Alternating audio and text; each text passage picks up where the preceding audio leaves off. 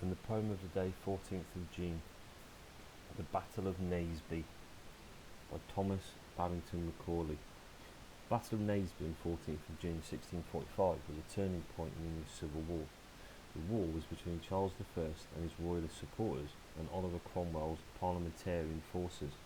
The royalists lost most of their army and much of their supplies. Their catastrophic defeat at Naseby led to the eventual execution of Charles I and the rise of Cromwell as Lord Protector of England. Key event and a poem about it. Oh, wherefore come ye forth in triumph from the north, with your hands and your feet and your raiment all red? And wherefore doth your right send forth a joyous shout?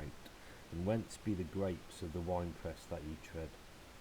O evil was the root, and bitter was the fruit, and crimson was the juice of the vintage that we trod. For we trampled on the throng of the haughty and the strong, who sate in the high places and slew the saints of God. 'Twas about the noon of a glorious day of June that we saw their banners dance and their cuirasses shine, and the man of blood was there, and his long essenced hair, and Astley and Sir Marmaduke and Rupert of the Rhine. Like a servant of the Lord with his Bible and his word, the general rode along us to form us for the fight, when a murmuring sound broke out and swelled into a shout among the godless horsemen upon the tyrant's right. And hark, like the roar of the billows on the shore, the cry of battle rises along their charging line. For God, for the cause, for the church, for the laws, for Charles, King of England, and Rupert of the Rhine.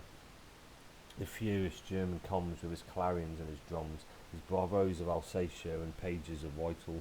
They are bursting on our flanks. Grasp your pikes, close your ranks, for Rupert never comes but to conquer or to fall. They are here, they rush on, we are broken, we are gone. Our left is borne before them like stubble on the blast. O Lord, put forth thy might, O Lord, defend the right. Stand back to back in God's name and fight it to the last. Stout Skippon hath a wound, the centre hath given ground. Hark, hark, what means the trampling of horsemen on our rear? Whose banner do I see, boys? 'Tis he, thank God, 'tis he, boys. Bear up another minute, brave Oliver is here.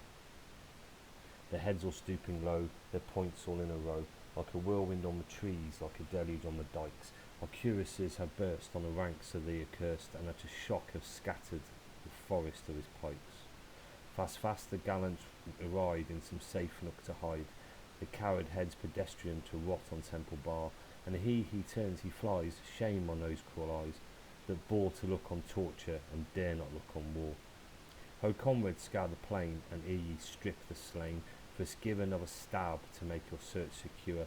Then shake from sleeves and pockets their broad pieces and lockets, the tokens of the wanton, the plunder of the poor. Fools, your doublets shone with gold, and your hearts were gay and bold, when you kissed your lily hands to your lemons today. And tomorrow shall the fox from her chambers in the rocks lead forth her tawny cubs to howl about the prey. Where be your tongues that late mocked at heaven and hell and fate, and the fingers that once were so busy with your blades? Your perfumed satin clothes, your catches and your oaths, your stage plays and your sonnets, your diamonds and your spades. Down, down, forever down, with the mitre and the crown, with the Belial of the court and the Mammon of the Pope. There is woe in Oxford halls, there is wail in Durham stalls. The Jesuit smites his bosom, the bishop rends his cope. And she of the 7 hills shall mourn her children's ills, and tremble when she thinks on the edge of England's sword. And the kings of earth in fear shall shudder when they hear what the hand of God hath wrought for the houses and the word.